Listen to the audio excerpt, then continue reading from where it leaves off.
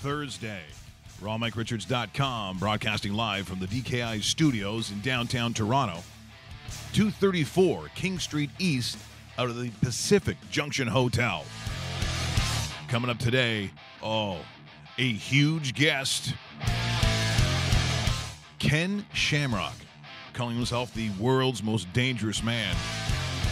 That certainly applies when you talk to how he has lived his life, certainly where he came from and where he ended up.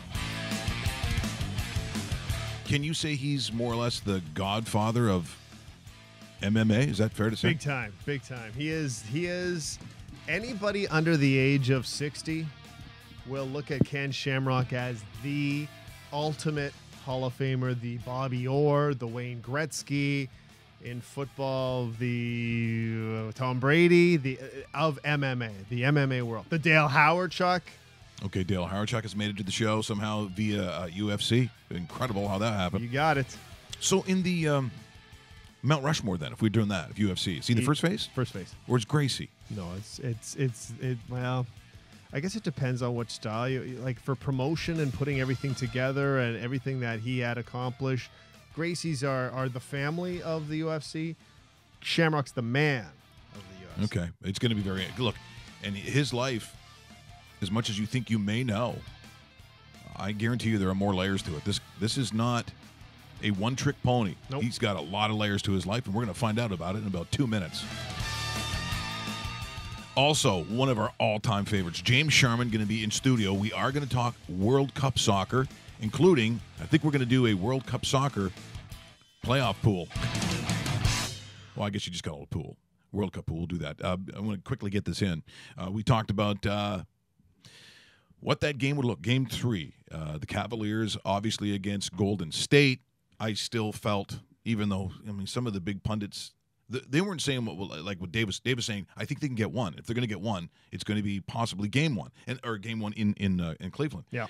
And I said, yeah, if there is a chance, then that is going to be your game. Because if you don't close it out, then I think you're going to get swept. I don't think they win a game. What you saw last night was exactly why they cannot beat Golden. They're not going to win that series, but I don't think they can win a game. Nope, you're right. There are just simply too many options. Too many options that Golden State has that LeBron and friends don't. His friends, LeBron's, aren't as good as the friends that Steph Curry has. Or you might want to argue Kevin Durant, because he has been all-world. He was last night. Let's take a look. A property of the NBA and their broadband properties, internet properties. This is really the example of look what happens when we have more friends than you, because it showed. James now on Durant. Draymond Green finds Curry. Curry flips it up as he was falling by Iguodala. Here comes Curry. Fakes, sets, puts up a 3. Knocks it down. Steph Curry from it back to James. Up top, Smith. J.R. Smith for 3. Rebound, Kevin Love. Back out. James fakes, sets, fires. Bang! Durant up top. Iguodala. Durant finds Iguodala, goes inside and throws it down. Shot clock at 5. Kevin Durant way outside, delivers. Kevin Durant from down. And that was that way all game long. It was a brilliant performance. And speaking of which, we're going to get to one of the most. It is Mike Richards calling from Raw Mike Richards, looking for Ken Shamrock. And Ken Shamrock is here. Ken Shamrock is in the house. Ken, thanks so much for joining us here on Raw Mike Richards. There is a huge buzz, obviously, about having you on the show, because I got to tell you something, my friend. I think for as many athletes as we've interviewed in all different sports, including UFC, all the MMA, professional football, it's never one's life is never what it appears to be. And I think sometimes, Ken, by the time you get to a point where you're retired and you start to speak, only then, I think, do people understand what can be a relatively complex life. And I think yours fits into that category. And yet you have found an ability, I think, to have resolve for all of it, which is why I think you go out and speak, just to tell people that in order to sort of conquer life, maybe you got to conquer yourself first, Ken. Well, that's true. I mean, when you look at yourself in the mirror, that's your worst enemy and that's your best friend. And you have to look at it like that. Like, there's nothing in life that's going to just be given to you. And if it is, it's not going to last long. So you got to work for everything. You got to be willing to do whatever it takes to get there. Well, do you think for the most part, I remember my dad, who was a longtime teacher, a great coach, a phys ed man, but he also was a church organist. And I think, the complexity of that is why he never really quite understood, things like UFC or mixed martial arts, because he thought maybe those that were involved in that sport, Ken, were coming from a place of anger. And so, I mean, they come from all different places, all different origins. But to a degree, do you think there's any truth in that for those that fight for a living? Oh, absolutely. I think that's where they do come from. I think everybody kind of has their own way of venting that anger. Some people do it through drawing or rap or whatever it is, but it doesn't make them bad. It just means like, hey, they've gone through some stuff in life that they're angry with. Some people do it through praise in church, where they have to scream out and fall to their knees and shake. I mean, hey, is that wrong? No, it's just a way for people to be able to get that out, be able to let that sin go. And for me, it was about going in there and venting it through fighting, because if I didn't vent it in fighting, then I was venting it on the street, and that was wrong. So just having a place to do that, having a place for these people to be able to vent their anger and their frustration is a good thing. Yeah, it certainly is, Ken. Ken, great talking to you this morning. We should tell our audience watching across Ontario, across Canada right now, Ken's on his spoken world tour of Southern Ontario. Friday at Don Cherry's in Kingston. Saturday in the Rec Room in Toronto. Sunday at Showtime Comedy. St. Catharines on Monday. And Curtis also at Shoeless Joe. So check those out. He's going to be in a town near you. You want to talk to him. Ken, you've already done a couple of these so far, so we're kind of in the midway point of it. What's the number one question people want to know about Ken Shamrock? Well, there's a lot of questions that they want to know about me, but I would have to say what people take away from these events is satisfaction, motivation, and feeling like, going into it, they were a little bit like, what are we going to hear? What are we going to see? But almost everything has been answered for them, and they walk away satisfied. And so I'm really proud of that, because that's kind of been it. Everybody's kind of come to me, and they've been talking to me and say, man, you motivated me, man. That story was good. And so for me, that's really what it's about. It's really about giving back, letting the fans know that I appreciated them, and I want to give them something back. Mike and I were talking about this on air before we phoned you a couple of minutes ago, and we were going through some of the history of your fights and the Gracie fights, the Severn fights, the Ortiz fight, even in the last couple of years, Kimbo Slice, rest in peace. I know that was an anniversary of a couple days ago. What's the number one rivalry you remember as far as being your Mount Rushmore moment? Yeah, I think it would have to be Severn, when I actually captured the very first super fight title, because that'll never change. Well, when again, Dave just talked about some of your background. When I take a look at some of the wrestlers and where they come from, that is, whether it's a WWE now, and just it's amazing the level of. I mean, we're talking about NCAA national champions. We're talking guys who went to Ohio State. We're talking guys who go to those big schools in Arkansas, Oklahoma, where, as you know, at wrestling, they get almost as many people watching that as they do a football game. I mean, it's almost religion in those areas. For you, when you look at where your style came from, where the actual X's and O's of how Ken Shamrock fights, what is the origin of it? What are we talking about here? Yeah, I think a lot of my base comes from the street. I grew up in a bad situation, fighting for survival, fighting for my toothbrush and my razor blade. Anything that I had in that home with 18 boys, you had to stand up and fight for it, or otherwise you'd get it taken.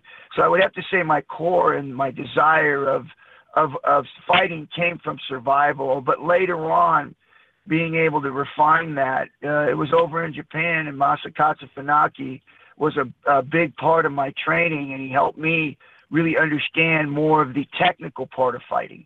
So was that intimidating then when you first started? Did you feel somehow that you were less than guys who may have had those kinds of backgrounds? Or were you of the mindset that you didn't care?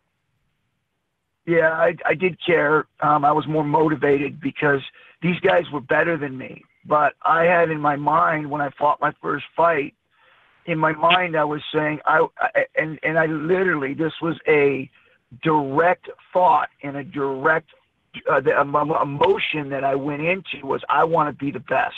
Right after my first fight, it was like, I love this. I want to be the best. So then I was hitting the gym.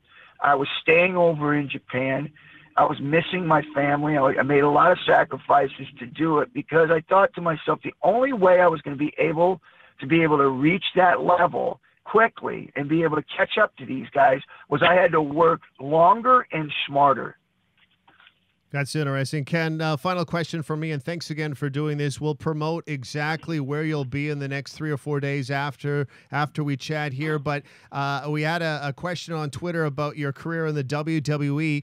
Why did it come to an end, Ken? Because when I was watching and you were a champion, the Intercontinental Champion, it looked like you were ready to have like a Kurt Angle type run where you were going to be in pro wrestling for 15, 20 years, but it didn't happen. Why did you decide to depart from WWE at that time? Well, I think a lot of it had to do with I was just on the road so much. I was missing my kids' soccer games. I was missing my daughter's, dances. And so it just felt like I was missing life. And so I had to go and tell them, listen, I just can't keep doing this. I need a break. And I was right in the middle of my last year. And so Vince let me go.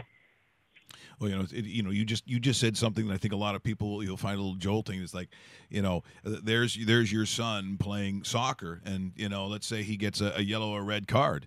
I think the other team's got to say, do you know whose kid that is? I don't know if you want to be bringing that card. You'll be very careful. It's like, yeah, okay. There's what you do for a living, and then there's the human being. And I think what you're telling us is there actually is the human being part, not always fighting, Kenny.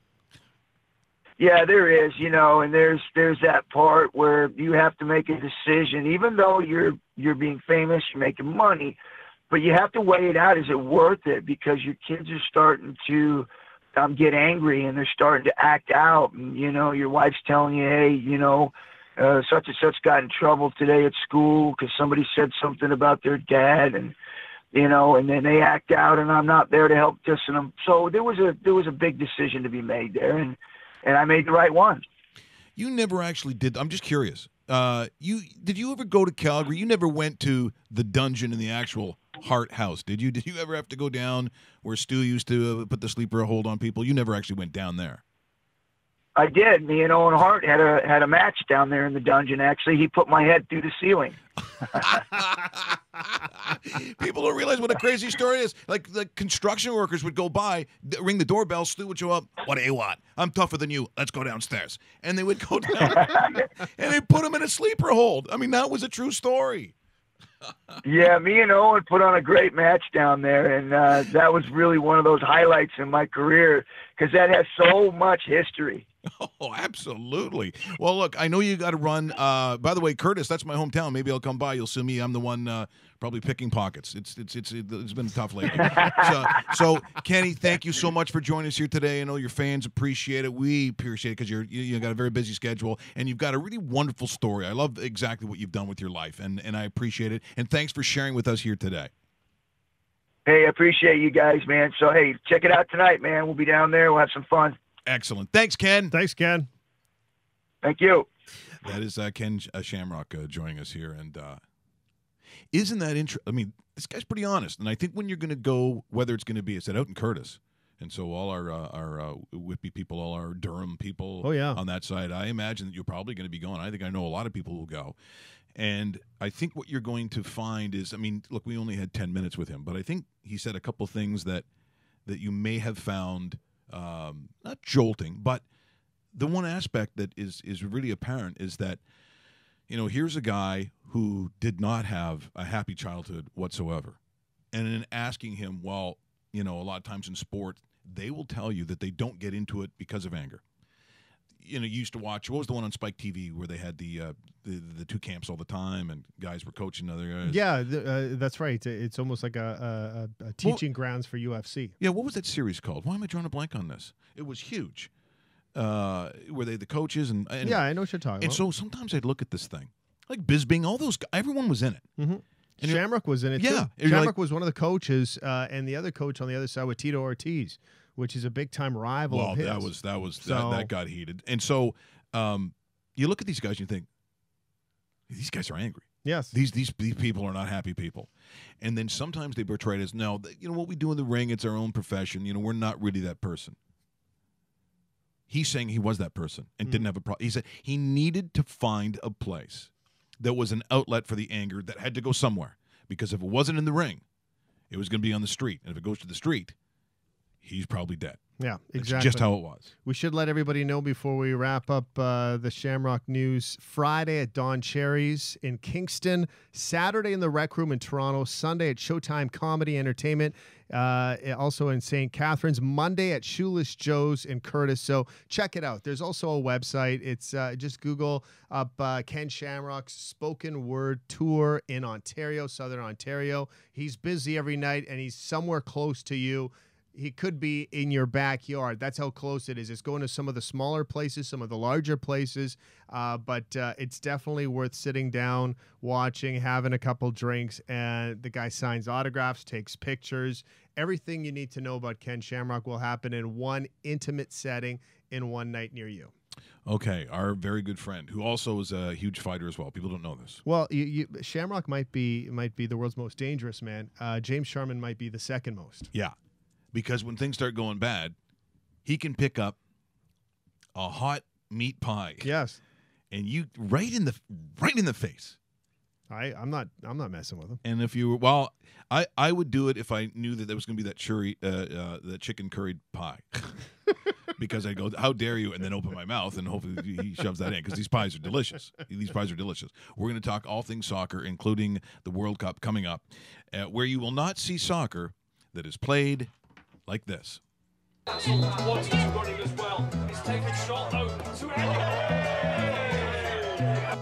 Still Raf on a hat trick. Oh dear.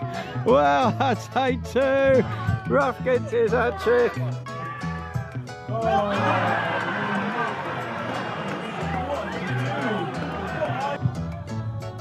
Ooh. Back post. Oh, yes, it's an own goal. Well. Here's Captain Jade. Oh, to Jades. That's a great ball. Can Jades get there? Use a pace. Oh, yes. And it's in.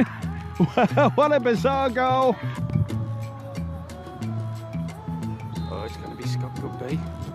Oh, my God. Oh, where is it? What the hell was that? Oh, dear. Jesus.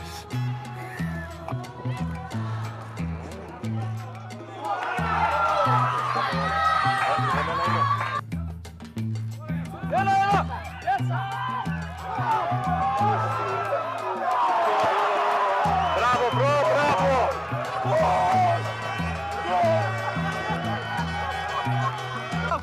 Bravo. Bring it.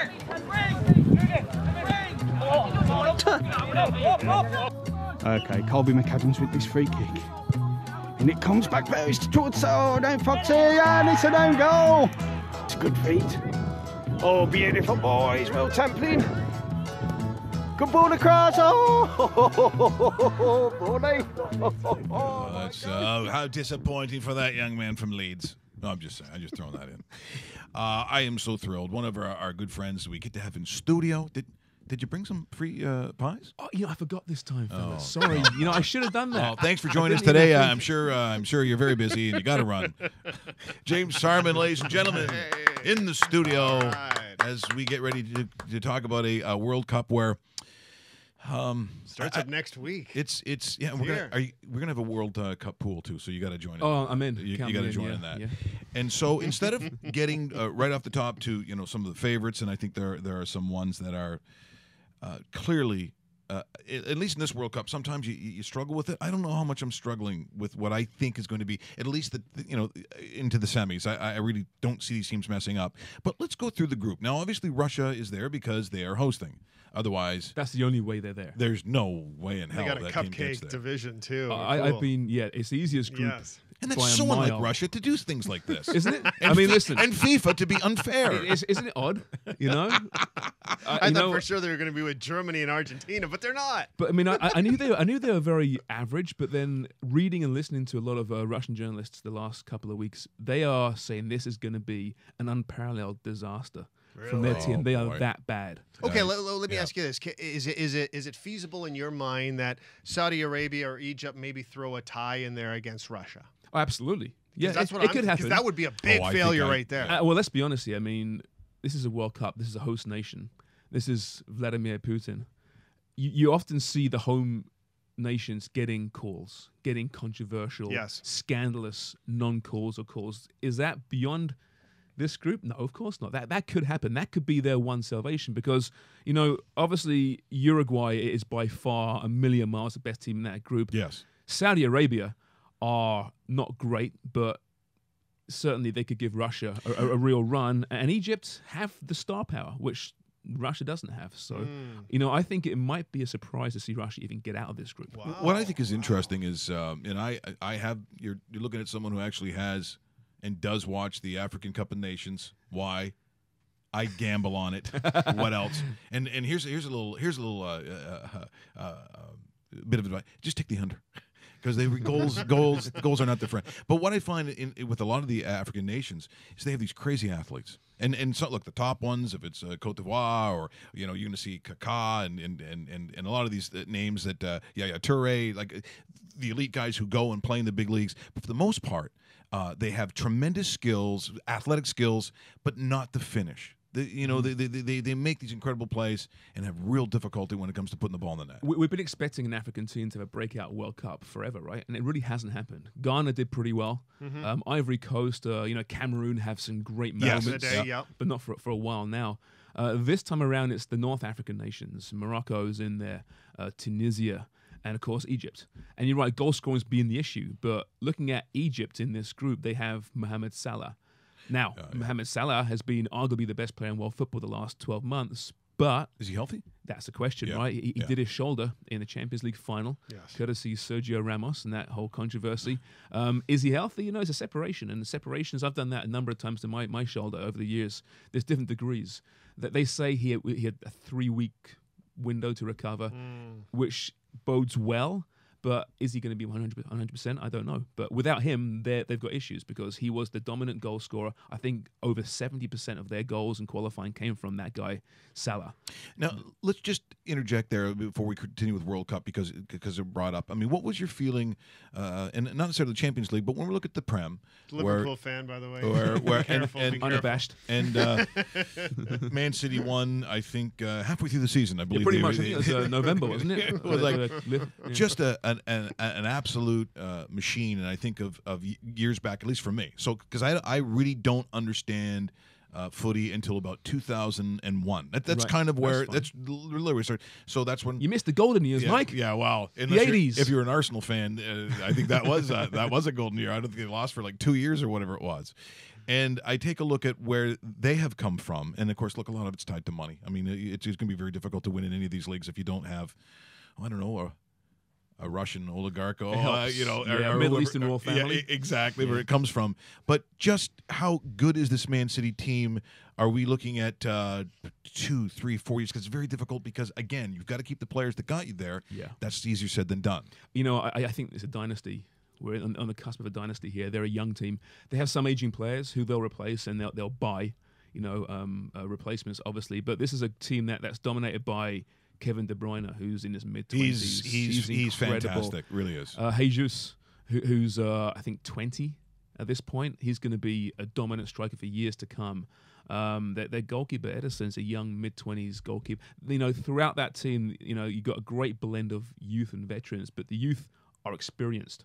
You know, unlike a lot of teams, the kids come through, they're learning their way. But these young players have experience playing in big games, big tournaments, both domestically and internationally. So I don't see a team catching them in the near future. Now, United will probably close the gap somewhat. This year was a complete one-man show in the Prem.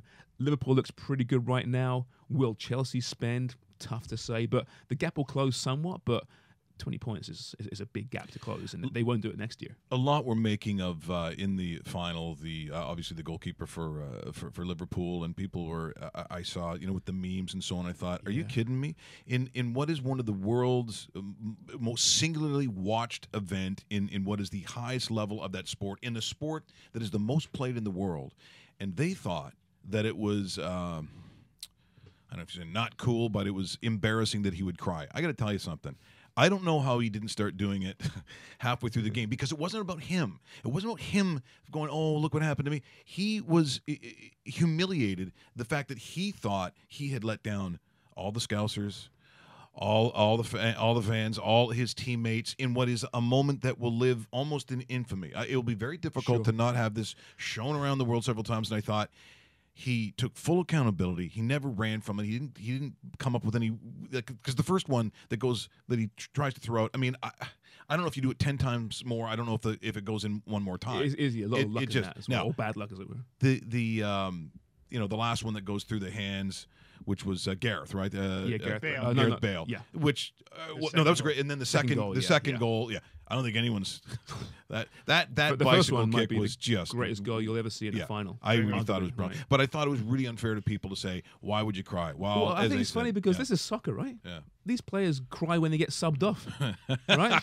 It's not hockey, people, and that's all right. It's different. These are emotionally fragile human beings, that they play on the edge, and that whole situation, that the plot thickens this past week because the Massachusetts General Hospital came out with a statement saying they were visited by Loris Karius 4 days after the final.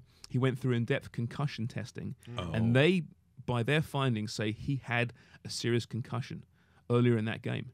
Now there's numerous layers to this story, isn't there? Number one is, why is he going by himself? This is not a sanctioned testing by the club or by UEFA. So why did he go there? Okay, if he was concussed, I get why he wants to get that out there.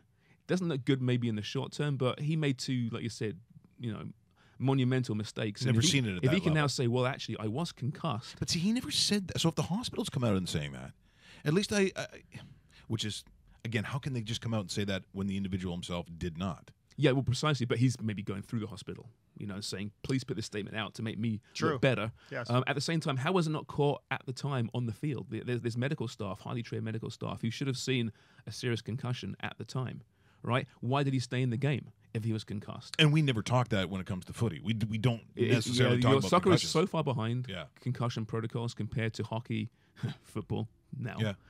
and other sports. It really is. I mean, you see it all the time, players going off, and you can see that they're swaying, and they'll give a good little shake it off and get back out there on the field. So soccer is definitely behind in that regard. But that whole career situation, just to me, it's fascinating. And given what's happened this past week, and what does that mean for his future? Will the club be upset by him going by himself behind their backs? Sure. Who, in terms of goalkeeping, what do you think they will do? I can't see them keeping him. And if he walks, it doesn't look good on him. You have to own this. And in fairness, he has owned it from the first minute he goes, it was on me. I give him respect for that. Can he be their number one next year? I doubt it. The rumours are they're going after some big targets. Allison at Roma, about £70 million worth of goalkeeper there. Jan Oblak at Atletico Madrid. So that they haven't addressed the goalkeeping issues for a long time at Liverpool. And it cost them big time this time around, concussion or otherwise. Yeah. World Cup-wise, before we get to some of the groups and some of the names, teams, etc., biggest disappointment that isn't there? Do you have one country in particular? Because I could name four. Well, you got to be careful, depending on who's watching. Like I know who I always say. It's a shame that Italy isn't in it because hey, take it easy. Well, of course, and on this show, I'm very sad that Ireland's not there. Mike, you know what? Even Jesus himself is upset. Danish. Honestly, for me, I mean, listen, we're going to miss Italy. They in many ways they transcend the game. Yes. But once you kick off, you're not going to miss anyone. Chile's the one I'm going to miss. Really? Just Okay. because they play such a great style of football. They're beautiful to watch. They attack, they score goals. They got such passion when they play, and they've been the dominant South American team for 2 years, winning Copa Americas. And they didn't make it. It's a big surprise. I think they were just fatigued from playing so much soccer the last number of years. But their coach, Jorge Sampaoli, is now in charge of Argentina, which really bodes well for Argentina. It's a very clever manager. He'll try different things. It's interesting because people don't talk about that. People rarely talk about fatigue in soccer, and you have to realize for some of the nationals, whether they're playing domestically or playing over in one of the big European leagues. And then, of course, within there you have sometimes 2 or 3 cups. I mean, you could be playing constantly. That's why I think that 1 year where I think Spain won every kind of cup. If it was girls under the age of 10, they won everything. And at some point, the cycle's got to catch up with you somewhere. Even look at Toronto FC, for example, this year. Yeah, Prime example, right? Yeah, They finished December 10th, I think was the final last year, December 9th around there. They're back in camp in January. They're playing meaningful Champions League games in February. And lo and behold, they've got all these injuries now, which is derailing their season at the moment. So, of course, these guys need rests. You look at Chilean Alexis Sanchez, who's one of the world's best players, plays for Manchester United now, was for Arsenal. He's missing this summer, and it's the best thing for him. He has played so much football the last number of years. He's had no summers off in 4 years. So he plays pretty much 12 months of the year, close to, for 4 straight years. And you see him this past season genuinely fatiguing. And you've got to give these guys breaks. It's why English football is discussing a winter break in their schedule. Every other league has it except for England. And you wonder why England struggles at World Cups?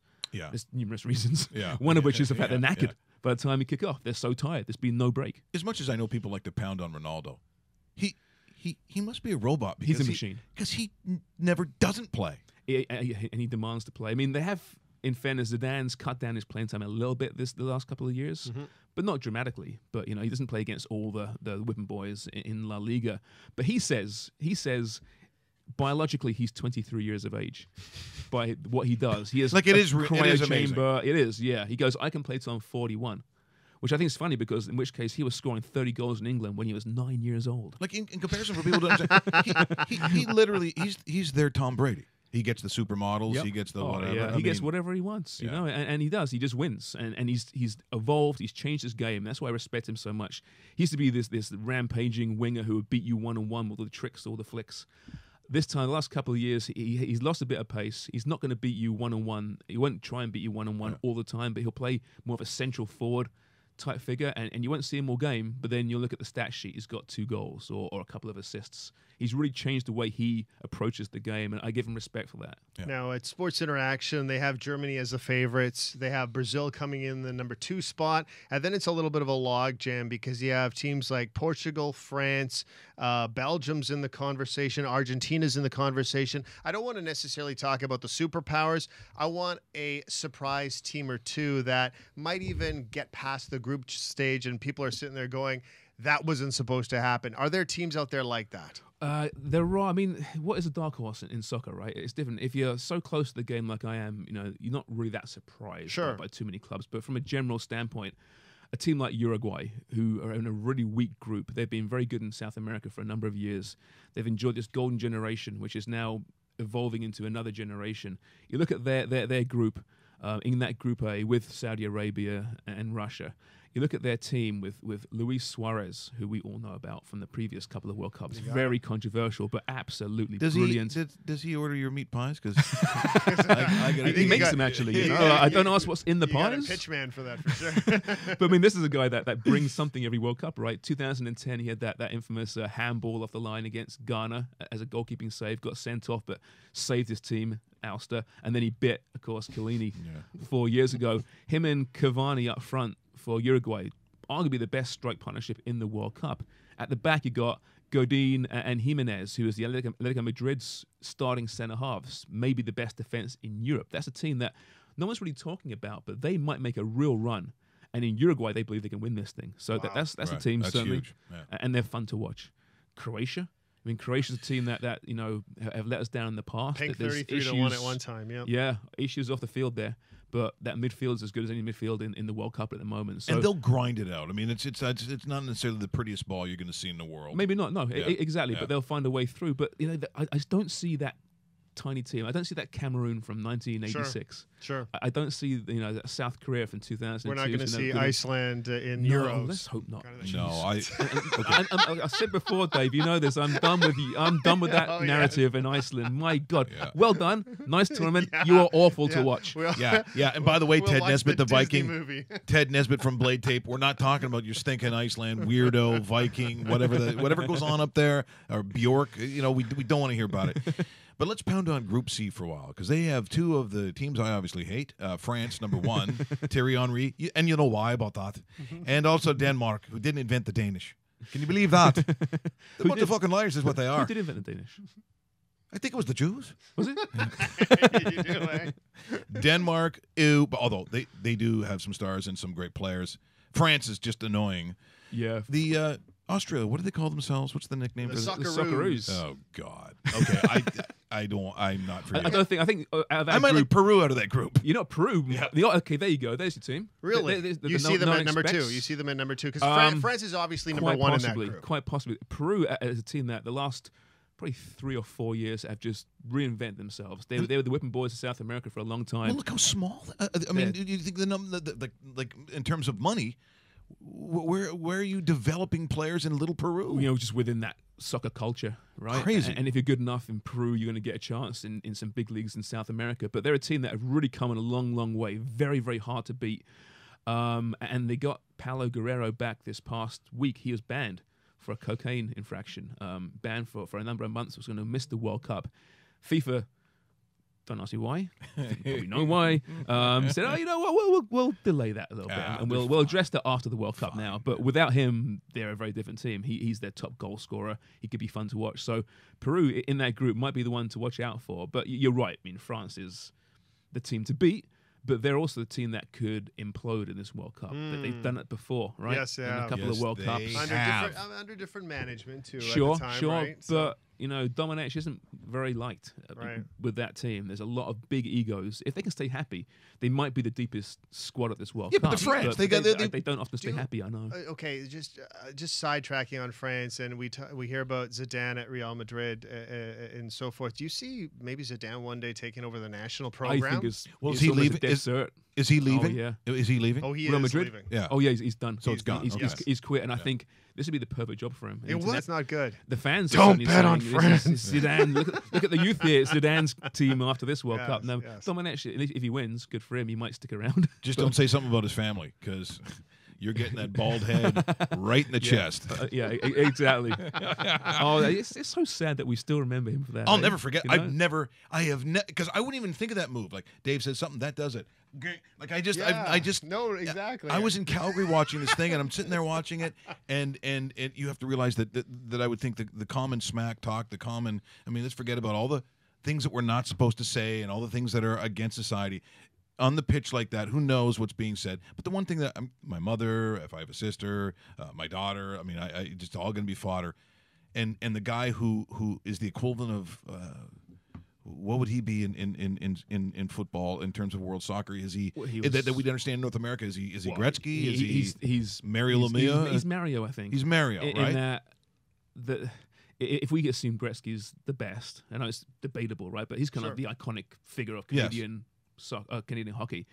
Zidane is perhaps just a little bit below Maradona and Pele, maybe Messi and Ronaldo, but he's Mario. next. He's Mario. Yeah, so he's Zidane's Mario. So I wouldn't see Mario in the where you're because you're going to cost your team everything by doing what you're going to do, and the move that it was, just seeing that bald head just rut It is- him in like the a modern ram. era, it's the iconic image of soccer, isn't it? I think in the modern era.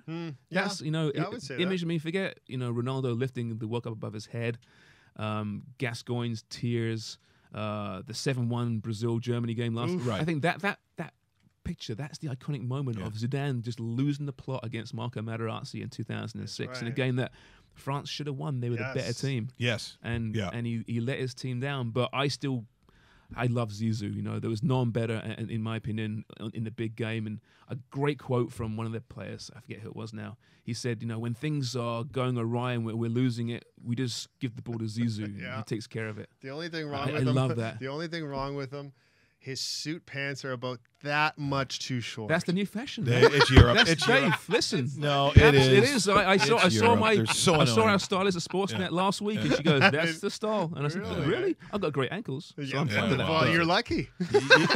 You go over to Italy and they go, well, how come guys are only wearing one pant leg? obviously you don't know.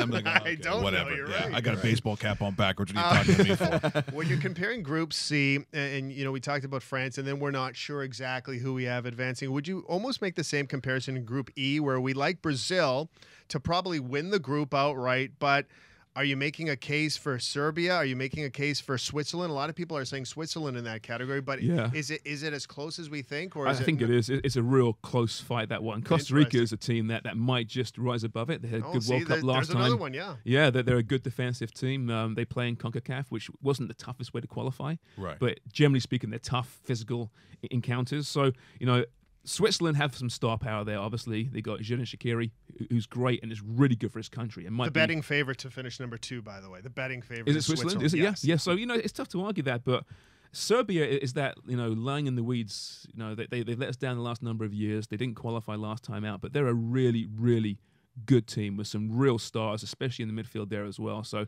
Serbia, I'm sure, are happy to be the underdogs in that group. They might surprise a lot of people and pip Switzerland and Costa Rica to the second place. Now, when I look at sort of what happens in world football, I usually just look to the domestic leagues.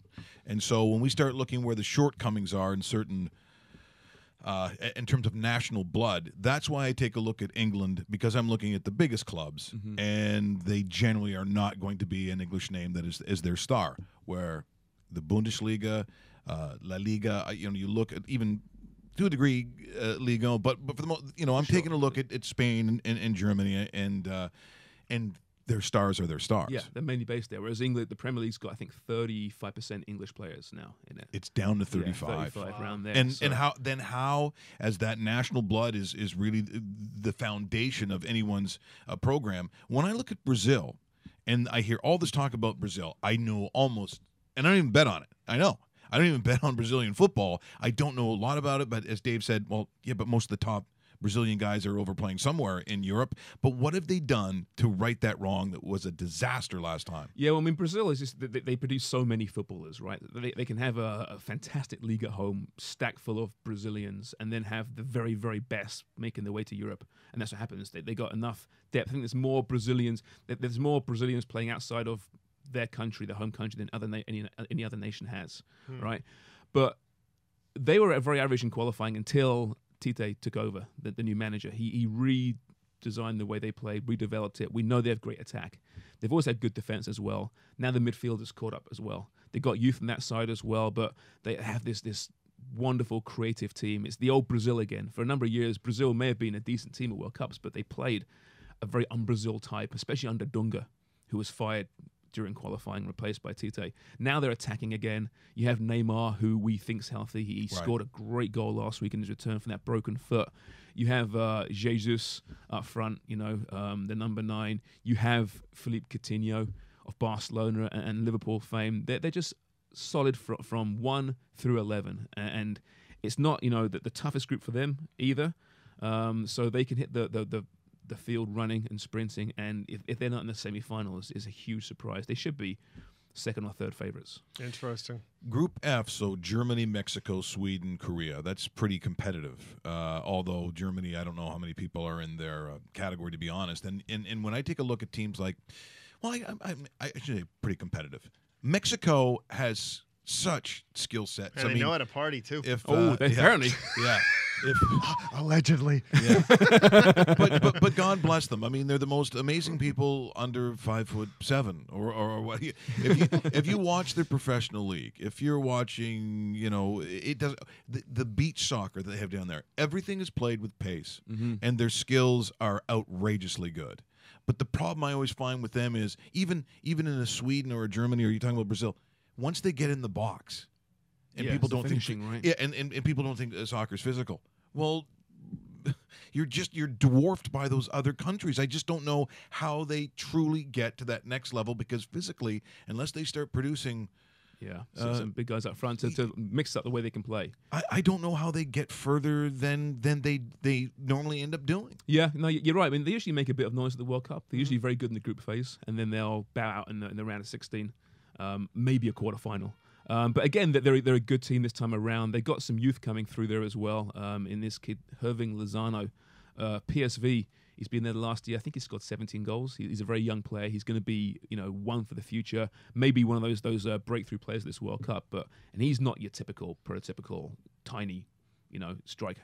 He's got more of a physical approach to him. Chicharito's still there. He's not tiny, and he's succeeded in European leagues. Not a great past year, mind you, in the Premier League. But Mexico's certainly a dark horse to get to a quarterfinal. But it's all about the way, you match up in the bracket, right? And with those 4 powerhouses in France, Spain, Brazil, and Germany, all looking as if they're going to make it to the semi-finals, you're going to get some pretty good matchups in the quarterfinals and round of 16s, and some good teams going out, because I don't see any of those outside those 4 teams a team making too much noise at this World Cup. Now, you mentioned PSV, so PSV, Ajax, like a lot of so no Netherlands. Yeah, and I look at the you go back not that long, but I'd say 10 years ago, where they were always like the sexy pick. Here comes that team, blonde dreadlocks, black glasses. I mean, they kind of were their worst enemy at the time, swagger, because didn't they did have a swagger, and I think sometimes that was their downfall. I think maybe a little more businesslike might have been a good thing. And now they're not even in the World Cup, and I just think for one of the great football nations, what is going on? I think a lot of clubs and nations caught up with them. They were for the longest time the best at developing youth. And, Johan Cruyff, of course, at Barcelona fame, he developed a system of play which the Dutch embraced, that 4-3-3, total football. And Ajax and PSV and these teams, these great development academies which preached that. And then everyone looked at that and go, yeah, well, why don't we do that as well? And so you're seeing a lot more clubs doing that now and developing their own players. And so you're seeing the Dutch league drop a little lower and lower and lower. They can't compete financially with England or Germany or Spain or Italy, right? Just can't do it, right? So they lose their players at a young age as well. So it's a real shame, because you're right. The Dutch are always fun to watch at World Cups. Either they're brilliant or they will completely implode. It's one or the other. That's right. It's never like, oh, it's good round of 16 World Cup, well done. It's like, oh, God, that was horrible. What happened? Or, man, they should win this thing. They could win it. You know, it's incredible. Extremes. Extremes. Yeah, you're right. And you're right. I love Ruud Gullit, the dreadlocked in the 80s. One of my favorites of all time. Just so much fun. Marco van Basten. Maybe the most. He retired at 27. He's like Kurt Cobain. The 27, that age. He blew it all then, because he could have been so good, but did his knee. They've produced so much talent over the years. The Van Nistelrooys. Yeah, of exactly. The era time. Patrick Kluivert, his son is coming through the ranks now. Very, very good. So there is a wealth of talent. Just not there just yet. Interesting. I'm writing all the previews for Sports Interaction on their website. I talked to you about it. I talked to a number of my other friends that cover, the world game. Poland, Senegal, Colombia, Japan.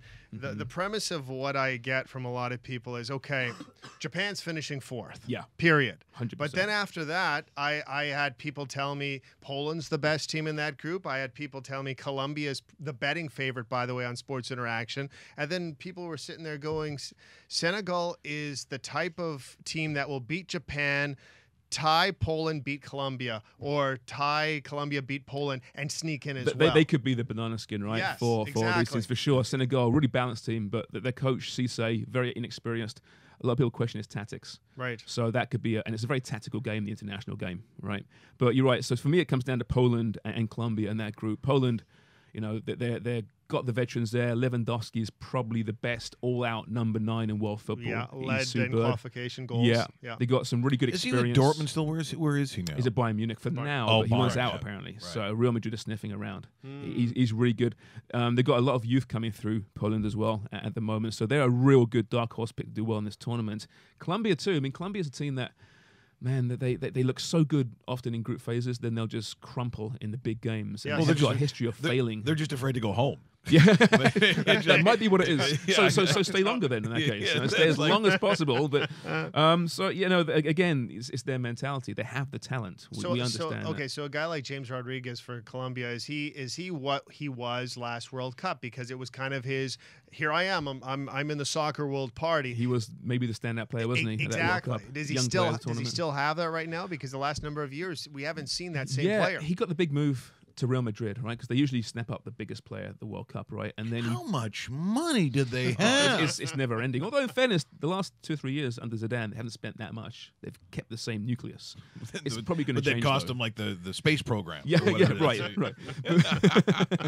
But James, but he went to Real Madrid and really didn't do that well. He had his moments, but didn't do too well. And then he got this move to Bayern Munich on loan this past season, Was it on loan? I forget now. I think it was on loan. Yes, but and a 2-year loan. Yeah, too, right. Yeah. And he's had a breakout campaign. Yes. He's been back to what he was. He's been superb, not just scoring goals, but assisting as well. So he's back to where he should be, and he's at one again to really watch at this World Cup, along with Falcao just above him in their formation, who's had a very good season team, as well in Monaco. Yeah, exactly. So Colombia are good, and I have them playing England in the round of 16. So then you have Colombia finishing first and England finishing second. Correct. In And that you group, have, and then then you Poland, have Belgium and Poland. yeah, which is a good matchup as well. That's a really good matchup. But again, I've got a history of failing miserably in pools, No, so this don't is- worry about my Hey, picks. you're still banking on your Greece Euro prediction from Oh many yeah, years absolutely, ago. Come man. on now. 2004. Yeah. If you're a British fan though, I mean, is there just kind of not eye rolling, but the team, there's your national team. They come on the pitch and it's like, oh, here we go. You know what? I think this time around. Do you think there's a little more positive? No, it's not positive. It's great. It's actually very low expectations for once. And we saw a little bit of this 4 years ago. It wasn't the golden generation that had gone away, and it's a build for the future. I think a lot of people thought 4 years ago they'd be further ahead than they are now. But they got a new coach in place, Gareth Southgate, who's actually very progressive. He's changed things completely. He's really building through the youth grade programs, U17s, U20s, who won the World Cup the last 2 years. Finally, England have some good youth teams. Now, can their players play full-time for their big clubs? That's a big question mark there. But this team especially is very, very young. He's got one eye certainly on the future. But with no expectations, there's far less pressure on this England team than there ever has been in my memory. That's they a good thing, could be a probably. dark horse to do Yeah. well. Now, they're not going to win it, but a quarterfinal, I think, is quite possible if they play a And that Colombia, would be for a pretty good example. achievement too. If they get a quarterfinal, man, there'll be parades in the street. Yeah, Trust that's me. huge. It'll be like, wow, finally, thank you, Gareth. You got this team playing together. They could also implode and blow it in the first round, right? But I really, people laugh at me because I always get too excited before a World Cup. I lose my pragmatism, and I'm like, oh, actually, this is a pretty good team. They could do well, right? I actually think this team will do okay. They won't embarrass themselves, but if they reach the quarterfinals, fantastic. If it's a round of 16 lost to Colombia, okay, that's okay. Right. Sure. Euro in 2 years could be a different story. I think as long as they see the lads go out there, play their best ball, and get That's beaten by a better precisely team, it. I think they'll be fine That's with it. Just don't play beneath yourself for Right. once. Go out and go out well, right? And that's, I think, all England fans ask for. And they've got some relatively likable characters now in that team, which is, isn't often the case. Well, if I'm taking a look now at the top four, and I haven't really, to a degree, gone through and said, okay, here's what I see, and coming out of the pools. I just take a look, at least from my perspective, and watching the footy that I watch in the countries that I see that play great football. So, to me, and I said, and this is no particular order on how they get there, but if I'm seeding them, I got Germany 1. I just see what they have. I look at their how they have grown up in the last, these young guys in the last, let's say 5 to 6 years. I look at the ball that's played domestically. I look at the stars they actually have, the kind of ball that they play to, because I like it. You watch a German game, I'm happy to watch them play anybody. I think they're great. I'm unsure about Spain. I think Belgium, as I said, plays some good ball. And Brazil, only because because I don't have a real feel for it. But if someone said, who is your World Cup champion?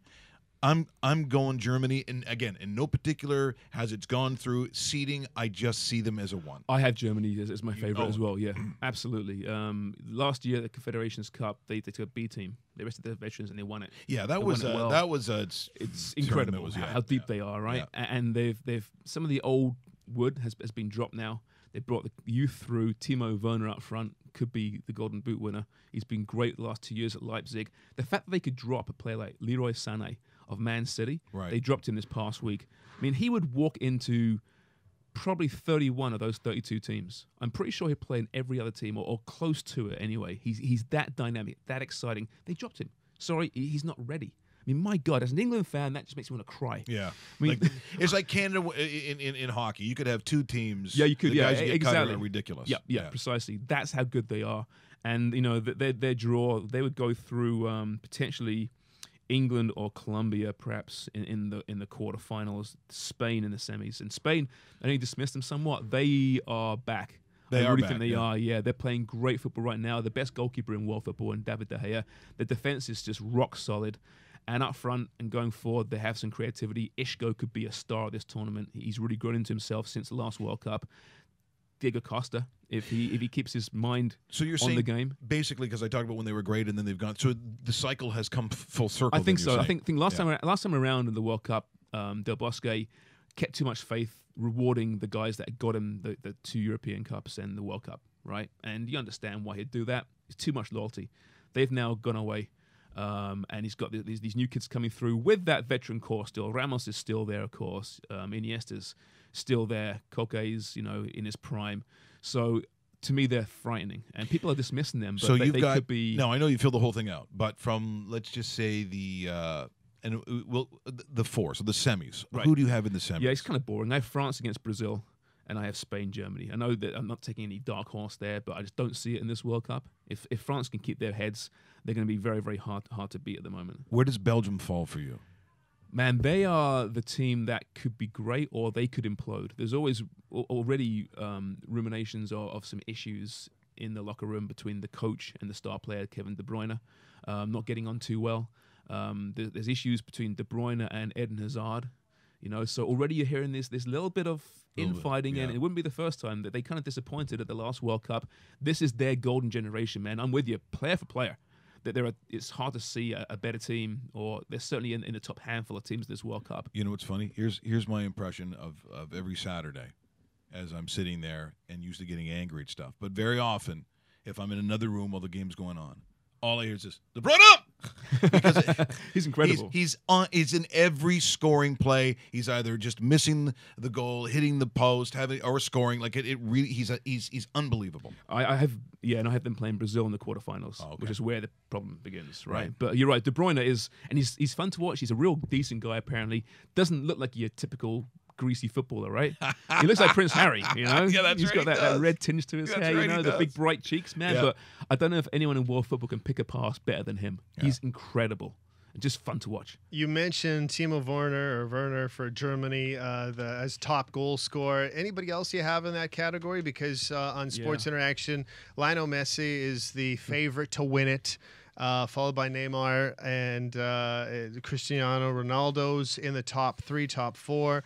Right now, Werner is 15-1 to win it. He is number 5. Is he really? overall. Yeah, he's the favorite. So it's pretty good. No, Oh, he's sorry, not the favorite. 5th overall. Yeah, he's 5th. Who's first? Sorry, Messi. Yeah. Really? Yeah. Well, this is Messi. This is his last World Cup, right? Yeah. It's his chance to really make some noise. It's all about goals, though. Yeah, of course I it is. gotta score those goals. And Messi's had good World Cups in the past, Sure. let down by his teammates. He's got a good team now. They're not in the handful of favourites, perhaps, in my mind, but they could go a long way, obviously, with Messi. Neymar, if he's healthy, will score a lot of goals.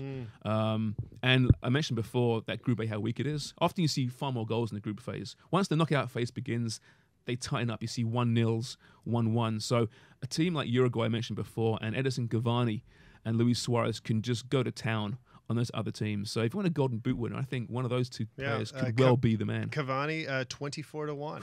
That is good. I would That's put really a buck good on that value. Yeah. or more. Well, I'm doing it right Yeah. now. Do Okay, it. here's one name I always enjoy too. Like it just there are certain names that sound German. For English-speaking people, when you hear a certain name, it's like, oh, that's a German name. Schweinsteiger. Like I mean, Bastian Schweinsteiger. Schweinsteiger. It's like You hands can't- up. You can't say it quietly, can you? No, you Just go on. can't. It's No. Schweinsteiger, right? There's no other way It's to get scary. around it. Too bad Who he's you- not there now, right? It doesn't He's- matter if you're gonna play. Oh, I'm gonna play. I don't know. Crossword puzzle. Who's your partner? Schweinsteiger. Like, He's in Chicago, right? He's Yeah, in MLS, yeah, isn't right. he? Okay. Yeah. Thought he was. Well, it's like too bad the Dutch aren't there because Bas Dost, right? One of my favorite names too, right? Again, you can't say it quietly. It's Bas Dost. It's like a Rammstein song. Oh, now I do want to get to one thing where we've had talk of the CPL. So Scott Mitchell's been in, David's come in and talked about it, and you heard me very often. I always sort of wax about domestic leagues, and so some aren't as strong as others. You go to Ireland, look, me people are from there. I don't know if I can think about it, and I don't really know the teams. I'm obviously with the Premiership in Scotland, but they also are up against it in terms of the monies and the kinds of players and so on. Even if you're a Celtic or a Ranger fan, but now that Canada's doing this, and you've seen the popularity in both. MLS with what we see at TFC, and of course it's always been strong in Vancouver. The West Coast has always had a real feel for it. I think this is the right direction. I have a good now. Look, I'm not talking about ratings or gate or maybe necessarily the number of teams but I think quality will eventually come with what you do, and I'm really thinking that the blueprint they have is a good one. I'm excited for this. You know when it was first rumored it's going to happen, I was cynical at first. I'll be honest. Then I spoke to Paul Byrne and some people involved, and now I'm so excited about this league and the potential. It's what every nation needs, a domestic professional league. You have to have a pathway for players to make that next step. And seeing all these clubs being announced the last number of weeks. Winnipeg just the other day. Yeah, exactly. Valor The FC, Valor, some great names, great crest. There's a real buzz around these teams. I was at the York 9. The first one they announced a few weeks back. It was slick. It was professional. These people know what they're doing, and there'll be growing pains, and they have ambitions. But at first, they're going to be fighting it because you got to get the fans in the stands, and they're very, very. They're aiming low to start with, but their ambitions are very, very high. And I think you're absolutely right. It's the only way to go, and I think it will be a success. Stick with it. These owners understand they're going to probably lose money, I imagine, the first couple of years, but in time they'll find a way. Look at England and real football nations. You have the top leagues, Premier League, whatever. Below that, you got this tier of other leagues and small local teams that do very well. They're sustainable. You don't need 50,000 people at the game. You can pull in 10, 11,000 and have a sustainable franchise, right? So I think it's great. It's an alternative to Toronto FC or Vancouver or Montreal. It makes it a real national feel, a football culture. And with perhaps World Cup games coming here in 2026, we'll find out next Thursday. A week to Are we winning that Wednesday. bid? Do you think there's a shot? Winning that bid? Is there a shot? I'm going to be there actually in Moscow for it. Hey. So yeah. Well, look at you all of a sudden. But I leave. You know what's typical of Mike? This is my career, right? Listen to this. I know this leave. story. I leave the day the World Cup kicks off. It's like, what have I done? Come on. But it'll be a good trip. But You'll be at the airport, and they're like, "You're leaving?" It's I've the got- I know. 14th. What are you doing? You're an idiot. I got pies in the oven. I got pies in the I oven. forgot to tell them. But so the two bids, Morocco and the United bid, which is Canada, Mexico, and the USA. When it first announced, we were all saying, "Well, it's a shoo-in, right? The United bid for sure. Morocco, give me a break." But as time's gone on, the Moroccan bid's gained momentum. There's a real, you may have heard of this, an anti-Trump sentiment around the world right now, which is being costing I have potentially heard of it, votes. yes. But the last number of weeks, I felt better and better about the United bid. Last week, the evaluation committee came out with their report looking at the bids and grading the bids. And the United bid had 4 out of 5 average grading, which is extremely high. The Moroccan bid at 2.7 out of 5. But if the it was, countries vote individually. yeah, that's the thing, That's right? the tough part. Yeah, but when Trump comes out a few weeks back and goes, I hope that those nations we offer support to will help us out in this bidding. You Well, know, he's not going to be the president when yeah, it happens. true. That's You know, true he as won't well, be. right? Yeah. But I think United bid should win it. It is by far the better bid for world football as far as bringing money into it. And it's the first 48-team World Cup too, Yeah. don't forget, right? So Okay, so ideally, say the United bid wins it, and there are games in Canada. Are we just thinking that it's Toronto, Vancouver, Toronto, well, Edmonton, there's three bid cities in Canada: Edmonton, Toronto, and Montreal. Montreal? Very Yeah, good. Montreal. Vancouver didn't submit a bid. That's right. Didn't want it. They And were the NDP late on government it too. said Yeah. no, can't afford it, which is short-sighted. in my Yeah, What a opinion. mistake. and remember that. They'll right? regret Yeah. that. Election day today, everybody. Hey. Vancouver. So, but they could potentially remove one of those cities, but I think there'll be games in all of them. Probably Yeah. more games in Toronto and Montreal, maybe a couple in Edmonton. Right. But let's hope they get the bid because it should win. Yeah, first Nothing things against first, Morocco. right? Yeah. Let's get there. But I know for a fact the United bid are a bit nervous about this because So? it's not Canada would qualify guarantee. then. Well, that hasn't been announced yet. You would think so, right? But they haven't announced the qualifying process. You would think Oh, they that's have to. interesting, yeah. They have to give the bidding the host nation Yeah. of seed, but FIFA is saying we will discuss that nearer the time. Oh yeah, FIFA's going to have a discussion. But regardless, 48 teams, they should qualify though, right? Whoa, is he in the meetings? See, I'd be awesome as Mike, the director of it's FIFA. a new FIFA. It's new Yeah. FIFA. It's Yeah. transparent. Oh now. yeah, sure it is. It Huge sure is. transparency. Gianni Infantino Yeah, says that's so, right. so you have to believe him. I got to get a job with them. That or the IOC. I would be so easily bought. You're going to give me my own strip joint? Oh, Yeah, okay. sure. All right, done. What do you want? All of a sudden, Guyana is in the running. What? Guyana?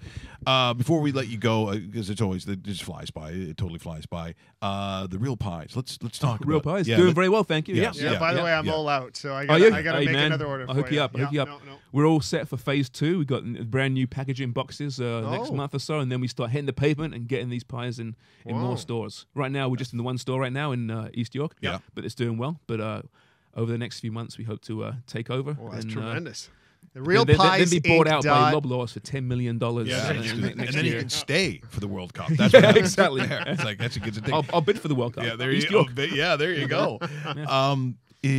What's the biggest seller? Because the chicken curried one is the Balti? That's my favorite. Yeah, that's it mine. does very well. That and Yeah. the chicken pot pie, the two biggest That's- sellers. yeah, that's Steak and what I- cheese is pretty popular as well. Gotta say, I mean, how can it not be? Steak and cheese? Yeah, steak and cheese. Yeah. Come on, can't go wrong with that, can you? Yeah. Awesome. Thanks so much for coming in today. Hey, always a pleasure, guys. Always appreciate it. What? So, did you get your betting knowledge for those people who gamble, the gambling people, Yes, the good people of the world. whoever they are? Oh no, you can't leave yet. Yeah, you can't No, you leave. can't go in front of the Yeah, camera. okay, You're I'm on staying camera here. still, yep. All right. Jeez, the guy's there I am. the guy's on national TV every day. Yeah, someone in the ear. Stop! Don't move. I'm a puppet. I need someone telling me what to do. What a show today. Starts off with Ken Shamrock. And by the way, he could possibly be in your neighborhood. I know he's in Curtis on Monday, going to Kingston. Great to start the show Toronto on with, Sunday. Yep. yeah, the legend. Let's get ready to rumble! And another legend, James Sharman, in with us talking World Cup footy, amongst everything else, including CPL. Two of the toughest guys ever. Yeah. Yeah, Back to back. don't mess with me, son. Yeah. That's what I'm There's saying. the tag team. That's why we had you in the main event, Yeah. not at the How come preliminary. the other guy never fights? Don't worry about it. Have yourself a great day. We'll see you tomorrow. We'll talk more gambling with Phil Gray. Maybe he'll be sober.